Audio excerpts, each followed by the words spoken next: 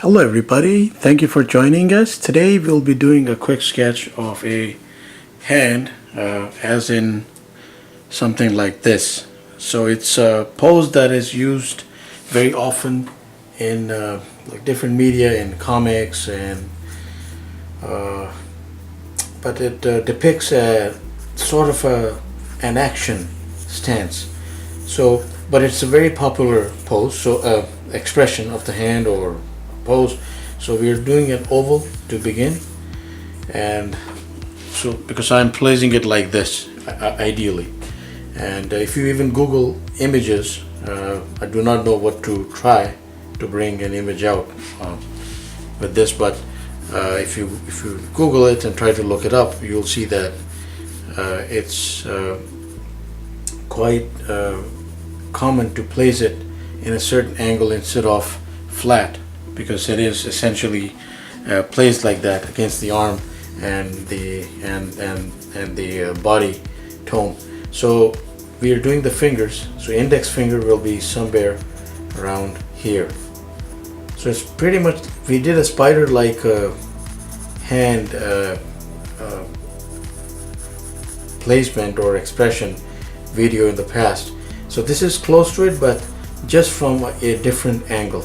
So that is the middle finger right there. As you see that I'm putting like spider legs all over. That is the second largest finger, the second tallest, let's say, and the smallest finger, or the index finger will be, sorry, the smallest finger will be right here. Now the other way that you could go about this is to put in a more solid oval, but again like thin lines but more solid, just as a guideline. And then against that you could go like this, place just those arcs, and then we do sausages. So you could go 1, 2, 3, and then 1, 2. So but of course the height, the width of the sausages will differ probably. I would rather place this higher, so I'm bringing this up here. So 3 sausages for every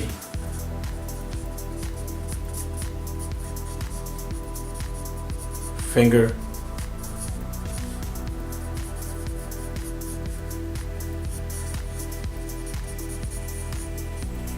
Right, so if you have that in place, you could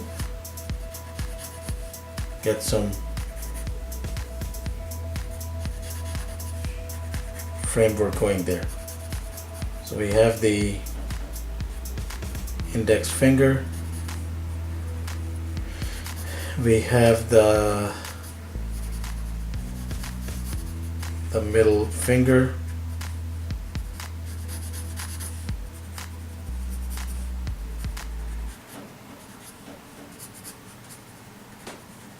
little skin in between there, and then we have, so you could move things to make them a little more ideal. Now I would bring this in actually, so go like that. So I'm going to bring that up instead of placing it there. So I change something right there as we are going along. Let me take those stray lines out so that you could just see this a little better, or we can see it a little better in this case. And then I'm just going, and I've shifted this inward a little bit.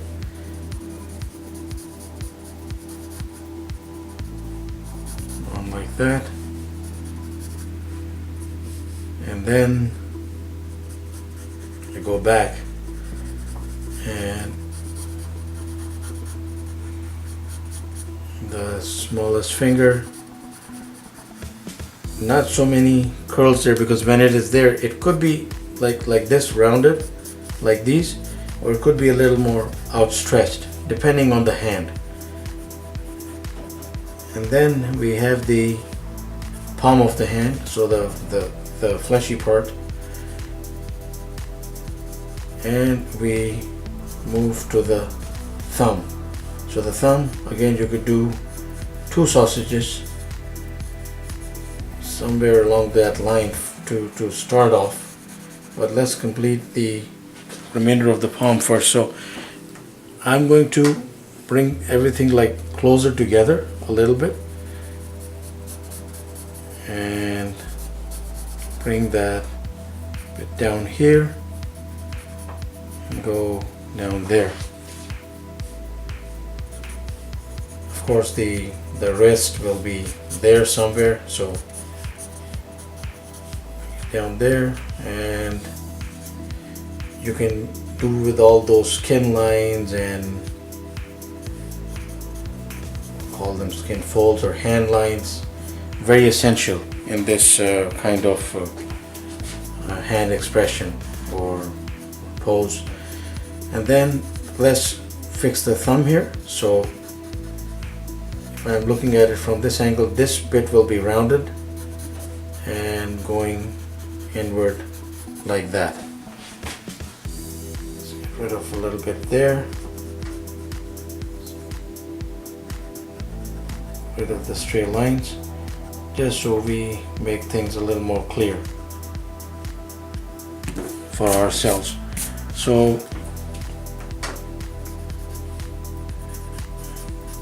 nail placement somewhere here, finger lines, you could just go like curl right around and then put more different lines here.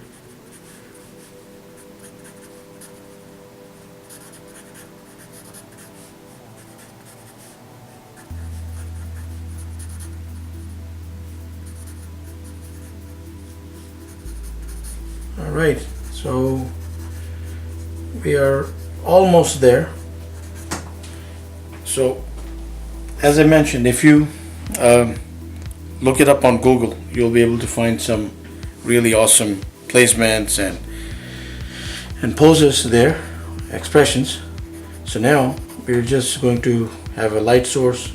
So light source coming in from above. It's an ideal light source to work with. You could of course work with differently placed light source as well, but that is an ideal light source to work with.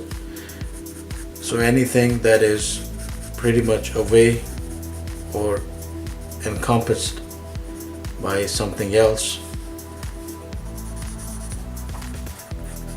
or is away from the light, let's say in this case, we put tones and shadows on.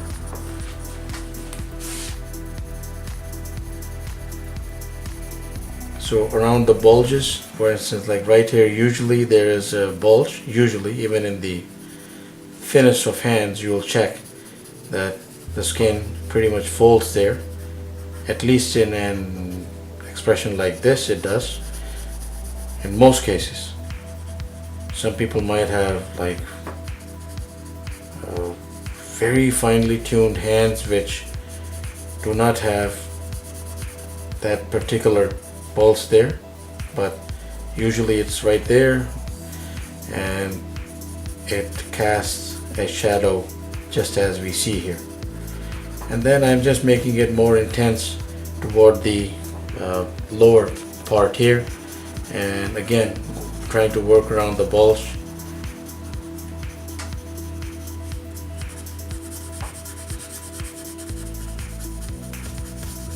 And again, depending on how intense the light source is, you could make as many details, you could incorporate as many details as you wish going into it. But this is just, again, a quick sketch, and commonly you will see something along these lines when you have a hand expression like this. It is very useful.